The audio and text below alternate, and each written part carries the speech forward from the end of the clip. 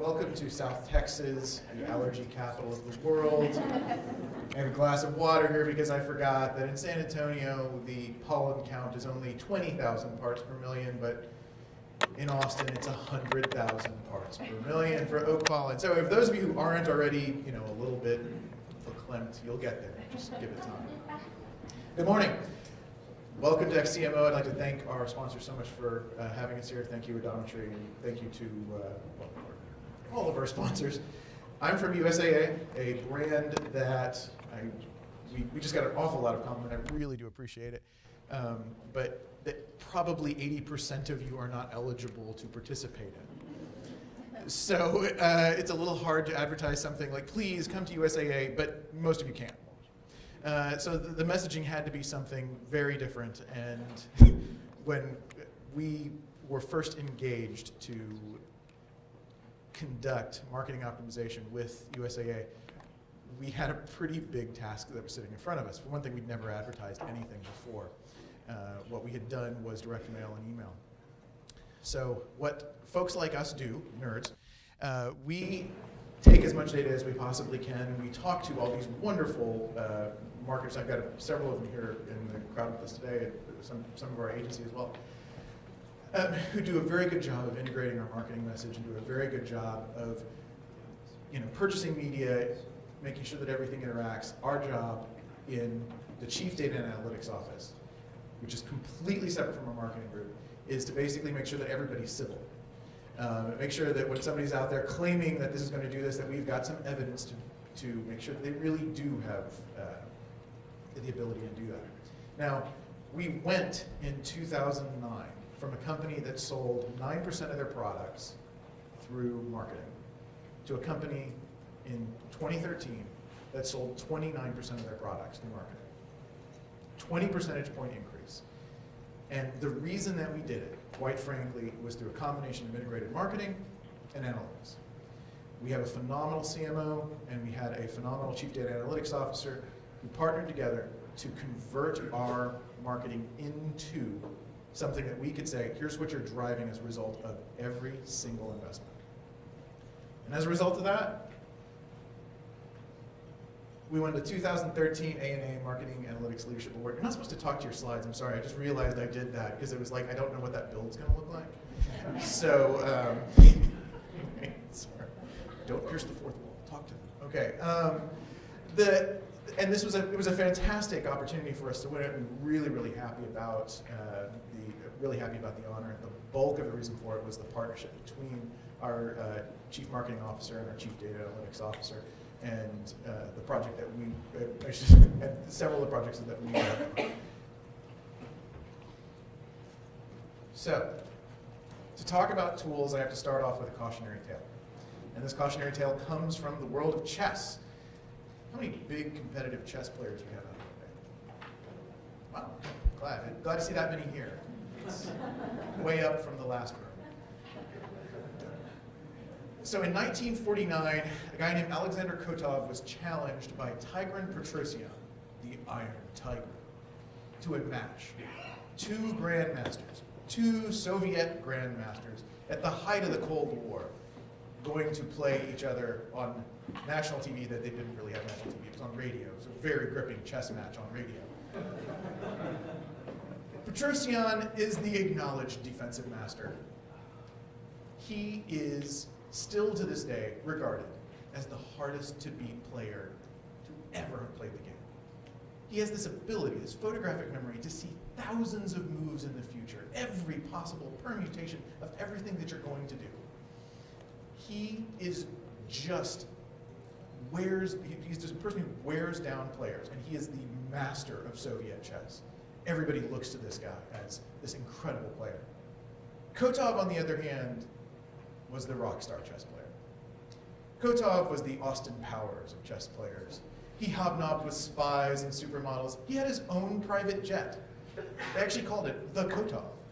He flew all over the world. He showed off Soviet chess. He wrote books. He humiliated anybody he played with, beat Bobby Fischer. I mean, he's just crazy, amazing chess player.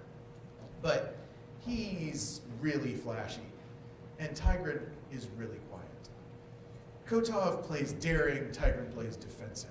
This was the Incredible Hulk and Superman fighting each other for the first time. DC and Marvel coming together to try to beat each other. By the way, May the 4th is Sunday. May the 4th be with you. Oh, that whole thing. And free comic book day, for those of you who didn't know that. But this is DC and Marvel fighting each other for the first time. Massive aside. Petrosian surrendered in 13 moves. Okay? He surrendered in 13 moves, which is, so for those of you non-competitive chess players, that's a really short game. That's 6 moves on one side, 7 moves on the other side, and I give up.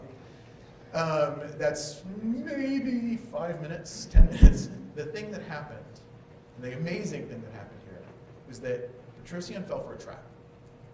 He fell for a trap that Kotov set on the very first move. See, Kotov took Petrosian's strength, the ability to see absolutely everything, to see thousands of permutations, and he made it his greatest weakness. He made him miss the obvious, and he made him make a decision that didn't use his facts and discipline. He made him fall for a basic trap. It was such an amazing victory that it became known as Kotov syndrome. Kotov syndrome is when a player is confronted by thousands of possible scenarios. They miss the obvious, and they fail to make decisions on the facts and disciplines that they have. Facts and discipline. They use emotions. When the going gets tough, they do something from the gut. They don't react according to what they know and the way that they should play the game. One of the things that happens in analytics is we got a lot of metrics. We've got a lot of measurement. Someone already said it today, big data is big. Yes, it's massive. It's more than big. It's incomprehensible. It's macroscopic. It is simply impossible to understand without some sort of framework. And when it's all pushed in front of you, and you as marketers, or you as analysts, when you're given the opportunity to see that much stuff at one time, do you make decisions based on facts and discipline, or do you go with your gut? When an urgent message, a fire drill, something really bad is coming in, you gotta make a change really fast, do you go with your gut, or do you follow the framework that you have in front of you? What we're going to talk about is how we build some of these decision frameworks today. And the important part of these decision frameworks. 3 keys. So I call this industrial analysis. The reason why I call it industrial analysis is just you've got to do a heck of a lot of analysis on a whole bunch of data. It might as well be industrial in scale. It requires decision frameworks, not just decision-making tools. I know I'm here with a lot of tools vendors. Your tools are great. I'm not saying your tools aren't. But the answer is not always more tools. Analytics must produce insights, not reports. A graph is not an insight. Sorry, I don't want to offend anybody who's with graphic software. They're great. But the insights must be useful. In short, that's a very long second point. Results are better than elegance. That fair? Last, the usefulness of your insights is a function of the integration of your analysts. Now, I know that's probably a little obscure, but not just your analysis. Your analysts and your analysis need to be integrated into the decision-making framework. My promise, I'll explain that when I hit this slide forward. Oh, go, next.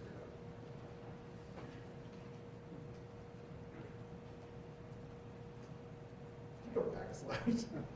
Forward slide.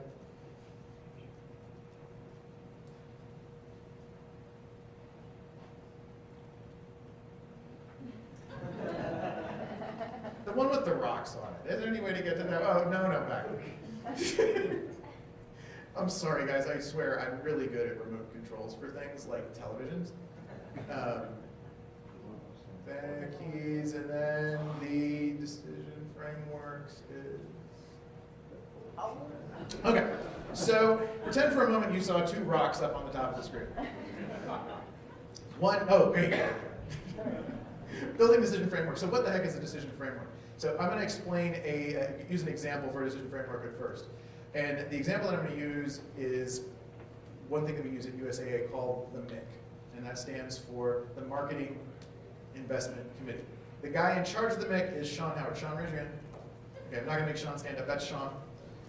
Don't hire him, he works for us.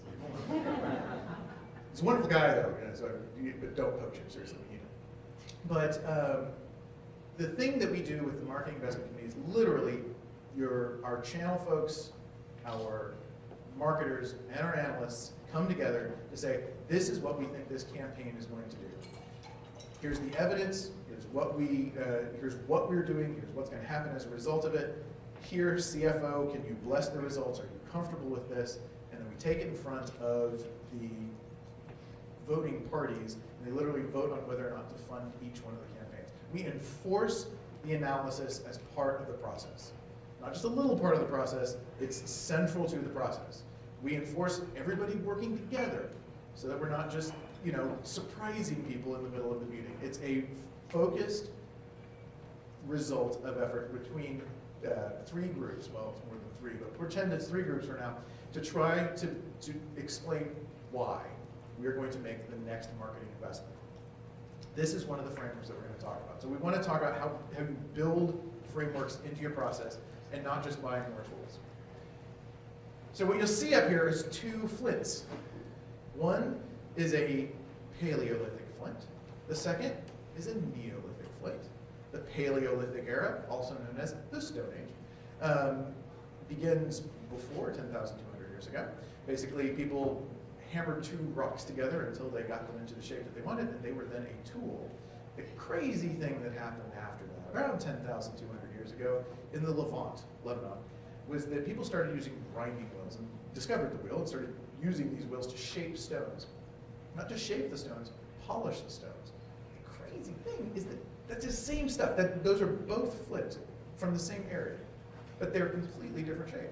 Now, the Neolithic tool was adopted around the world at almost the same time, so much so that they refer to it as the Neolithic Revolution. These polished stone tools that worked exactly like the Paleolithic tools were made of the same stuff as the Paleolithic tools, took over the world in less than 100 years. Something that, like, the Stone Age didn't take over the world in less than 100 years. And what was it?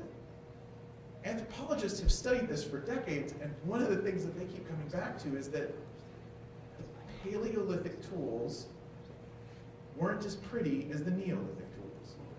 The shiny Neolithic tools, because they were polished, they were shiny. The shiny Neolithic tools were more attractive than the ugly flaked tools. Mankind has something within our limbic system, a predilection, if you will, which I had to look up. It means something within your limbic system, for shiny tools. We really like shiny tools. We naturally gravitate towards shiny tools. So we will want to, when confronted with having to make the same decisions over and over again, say, what tool can I get for that? Ooh, and that one is shiny. The natural response is to seek new shiny tools. And I know you're very educated people. I'm sure you would never do this, but understand, you're fighting against the back of your brain, the lizard part of your brain that wants something shiny. How we organize to use, how we build decision frameworks is that first off, we start with organizing to use our specialists in analysis. Next, we start with the CFO in the application of the analysis. And then finally, we're going to publish our analysis for the C-suite. Those CXOs, CEOs, CFOs, all the Cs. So everybody in here has gone to a GP. What GPs do these days is they do tests. They do tests and they determine whether or not you need to go see a specialist. They do tests to determine whether or not you need more tests. The thing about a generalist, in almost any place, and this is nothing against any doctors in the room, please, I'm not criticizing it.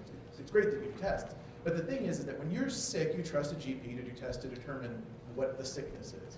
Basically, to do more analysis and to beget more analysis. Generalists, as a rule, produce analysis that begets more analysis. Specialists, on the other hand, are designed to set you up to make decisions, okay? When your specialist says that you have Achilles tendinopathy, by the way, I have Achilles tendinopathy, you go do something about it. You trust him to do something about it. When your GP says that, I think there's something wrong with your ankle, go see a specialist. You trust him to send you to a specialist. You want your analysts to be specialists. So what do you want them to specialize in? And please permit me a moment in this. So I'm a modeler, openly admitting I'm a modeler. I've been one for a long time. It's a lot like AA. You kind of have to come out and admit that you're a modeler and have meetings with other modelers. But there's more than just modeling to actually understand anything in analysis. The first, most obvious way is to ask somebody something to find an answer. This is surveys. We have a session on focus groups in a little bit. Social listening, just listening. The second way to learn something from somebody in analytics is to do an experiment. You show this person an ad, you don't show this person an ad, and you compare the difference in the two people. Finally, build a model, which is obviously the best, but I'll just tell you, it's the other option. Take a whole bunch of data, you compare the data together and make sure that they have some sort of relationship to each other. The cool thing about this in specialists is that a specialist in survey could take their results and go to the modeler and say, hey, this is what I found, what did you find? And they can compare the two together. You can actually make sure that your models are right with the survey folks, and you can make sure that the experiments are right with the model. I think I just both agreed to model on that one, but go with me on this. Showing who taking the path of the specialists is taking the path of the specialist in analysis. We're talking about separating the media from the measurement, okay? And separating the media from the measurement is an important part. I didn't in there say that one of your specialists needs to be a paid search specialist, needs to be a paid display specialist. Those folks are media analysts. They're not going to be in your analytics office, okay? Keeping them separate, I know, controversial, please forgive me, but I'm completely cool with it. Keeping them separate does a very important thing. If your specialist comes back and says, you know what, paid search is just not working for us, and he's the paid search analyst, you tell him he's fired. If he comes back to you and says paid search isn't working for you, and he's the controlled experiment guy, he continues to have a job. You know, we set folks up for honesty when the method of analysis is separate from the media. Now, I'm not saying you shouldn't hire a paid search specialist. You need to have those folks as well. But they're not going to be in your analytics group because, quite simply, they need to have an incentive to be objective about the medium. So when their objective is to be objective, you're ready to take them out to the CFO. See, your CFO really wants your marketing to work. I know this probably comes as a complete shock to all of you. CFO is not just there to rain on the parade of the CMO and to say, find me where my money's going. The CFO really does want your marketing to work. The CFO wants your specialists, believe this or not, to translate your marketing into products. I know. When you were running that campaign, you weren't doing products. When you were running that campaign, your objective was awareness. Your objective was consideration. Your objective was engagement. Your objective was all these things. That's great. And you have to do that as marketers. But you have to have an analyst over there who says, engagement gets you this many products. I know it. Burst the bubble doesn't make it as fancy and special and everything. Can't do a TED talk on how many products come from the amount of engagement that you get. But if you have this, your CFO doesn't think that you're out trying to paint fairy wings in the world. They think you're actually doing real things that make them money. So when they go up to the something for money ratio, products for money, revenue money, whatever it is, they can actually use that ratio and go take it to the CEO and say, hey, look, we did something last quarter. It's far better than saying, this is the amount of awareness that we got for that. What did we get for the awareness? I don't know. So I'm not anti-awareness, it's wonderful, but you have to have your specialists be the translators for the CFO. The second part of this, third bullet, second part, is that the CMO then becomes the portfolio manager. The CMO understands, I'm getting this much awareness, and this is how much I'm spending on awareness, and I understand that the return on awareness is this. And so if I want to engage with my customers more, this is the amount of engagement that I need to bring in. Hey nerd, how much engagement is that going to get me, and how many products is it going to get me for the engagement? Awesome, thanks. And they can make informed portfolio decisions. And the CFO doesn't have to micromanage the CMO by asking what each one of the campaigns is going to do. They don't have to become the taskmaster of the CMO. They get to work together. And then the best part of this is that the CMO and the CFO have this risk manager out there, your analytics team, that basically becomes, the guardrails of saying, if you go out past this, it's crazy. Don't do that. So as long as you're in the middle of this road, you'll be working just fine. This is one of the key areas that we've done at USAA, and I think really, really well, where we've remained objective and remained showing where the guardrails are at any given time. And it makes life a heck of a lot easier for the CFO, and it makes life a heck of a lot easier for the CMO, and they're actually friends at our company. It's very nice. I don't think they have lunch together, but they talk. So once you've got this in place, the next level is the integration of your analysts into the decision-making process. And how you do that is that you publish for the C-suite. We spend a heck of a lot of time doing what-if analysis. I think what-if analysis is wonderful. We literally do war games with our CEO and our entire executive council. Our analysts are there at the war games. And we publish papers, white papers. I know they're not PowerPoints. Well, I'll complain about PowerPoint in a moment. But white papers that have words on them, not bullet points, words, real words strung together into things called sentences and paragraphs. They're amazing. And they make points that convince people of things. And with graphs right next to them, just like a PowerPoint, except totally different, longer. And allow people to actually sit down and really study what's going on in marketing, what's going on within our competitive space, what's going on if, for some horrible reason, unemployment increased by another 50 basis points. And it's become our CEO's weekend reading. And that's a really fundamental part of this, is that you have to transform it into the CEO's weekend reading. They don't have time to read everything, I openly admit it. You need to be able to create reports. As I said, we started with one we call the Marketing Estimate Update, where we literally, it's kind of like the equivalent of a weather report. Here's everything that marketing has done, here's everything that's going on within the rest of the company, and here's what all of the impact is of that this last week. And this is what's probably going to happen over the next 3 to 6 months. And I have a phenomenal writer who works for me, Liam Griffith, who builds these things out, and they're widely read across the company. However, if you just want to skim it and you just want to look at the charts, you got that too. I really like long reads. It's a website, if you haven't had a chance, this is kind of my example. If you can move from being Twitter and 140 characters into long reads for your C-suite, you're doing much better. Now, my word on PowerPoint. PowerPoint has converted an awful lot of our C-level executives into third graders. They get a picture and 3 bullet points, and they believe that's all that they need to know. Third graders, when they see science, they get a summary of what science is. The rocket went up in the air because something came out of the bottom. Wow, I understand rockets. No, you don't understand rockets. But in third grade, you understand enough about rockets to go forward. We don't need another generation of C-suite executives to be third graders. We need them to at least be in 9th grade and understand a little bit about the math that's associated with it. But if they want to be third graders on a topic, they've got the option. I believe that the notion of the 3 bullet points in a graph has led to this dumbing down of the C-suite. These are smart folks. They didn't get to that position. I hope most of them didn't get to that position by luck. They probably did something. In the case, our CEO is outstanding. Love him to death. If he's watching this, he's excellent and very, very smart.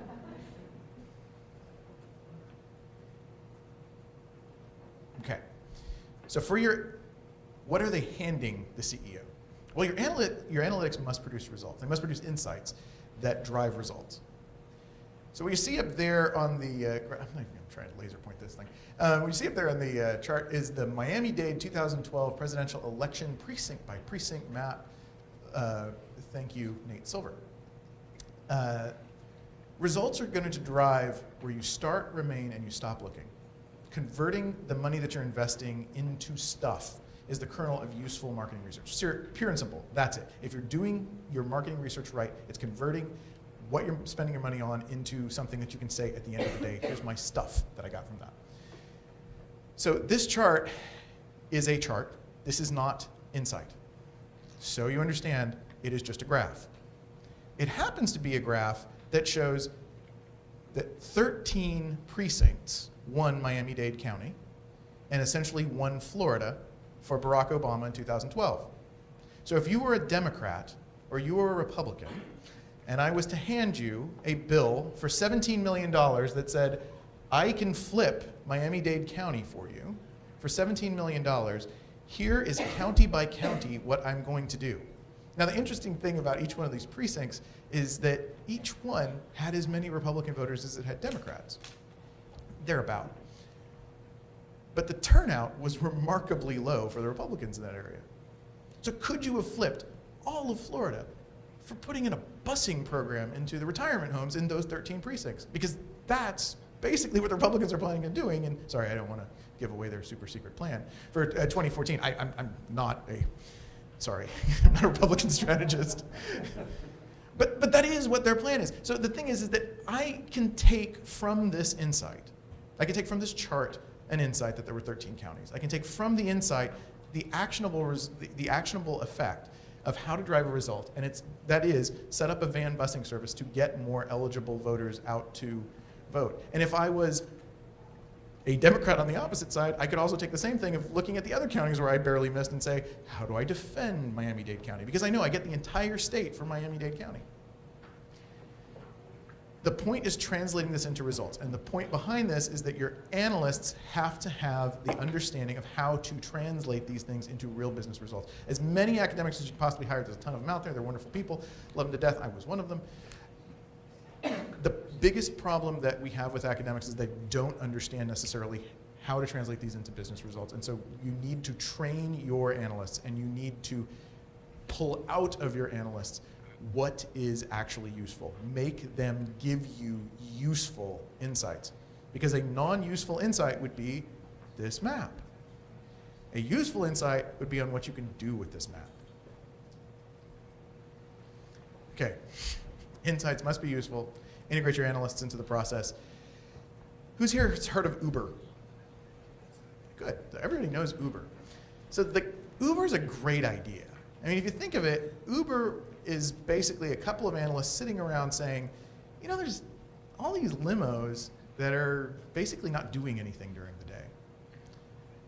And if we had them do something, we could make more money off of it. It's as simple as that. So the limos converted into cabs effectively. But you know, Uber also offers helicopters.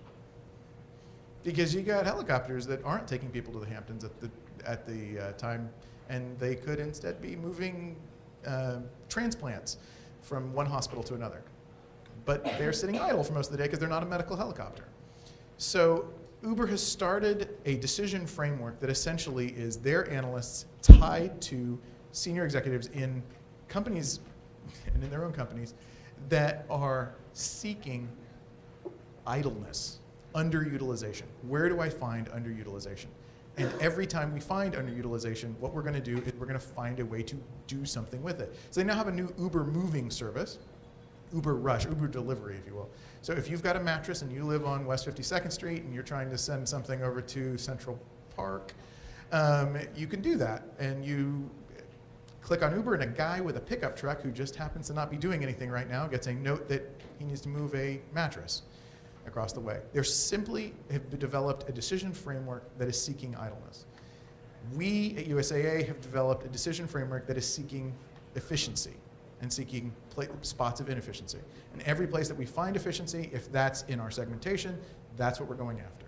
So our decision framework with the MIC and our decision framework with the rest of our investments are all tied around these points.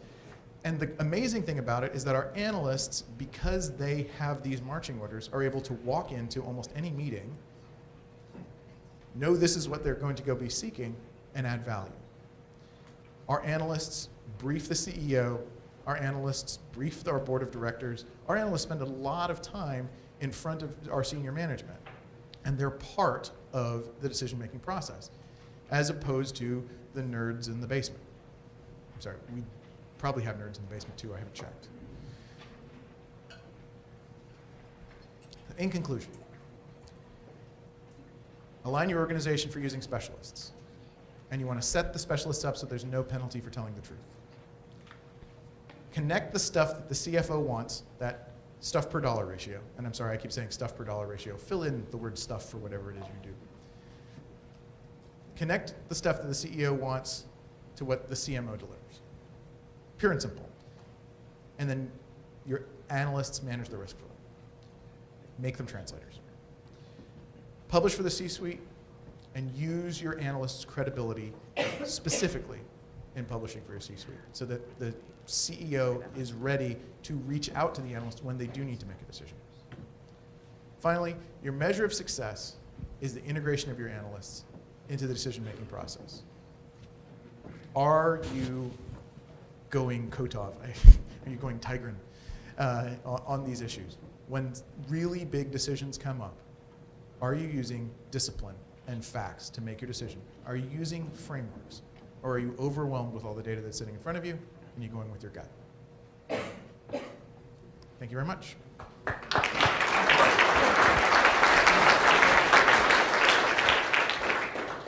Does anybody want to fill any questions with stuff for Robert?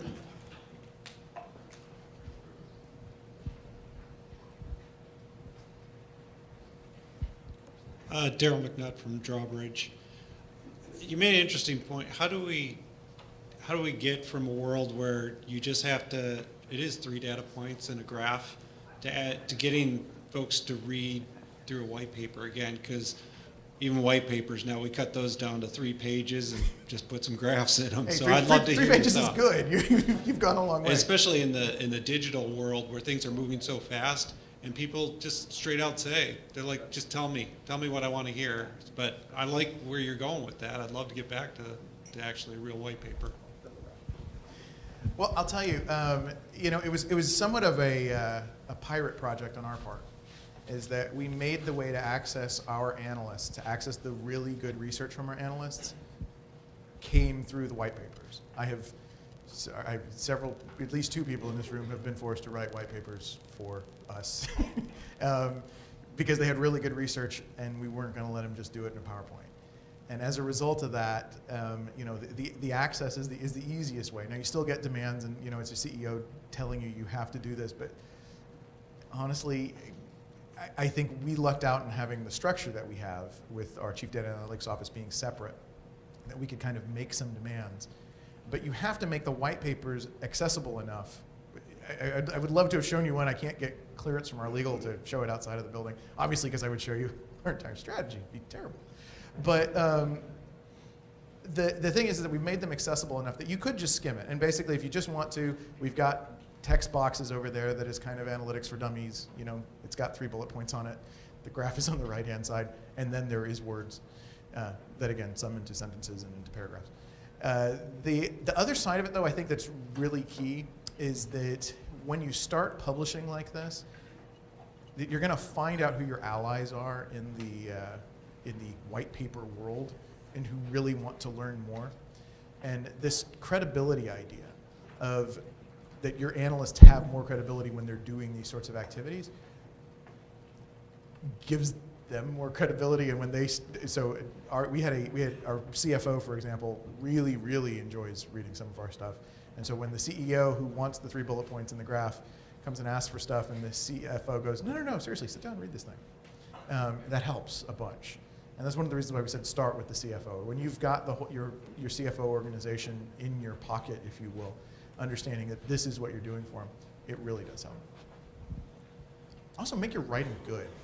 We do send folks off to training. So if you've got a terrible writer, we've got a phenomenal school here. I'm an Aggie, openly admitting I'm not a Longhorn. UT is right down the street.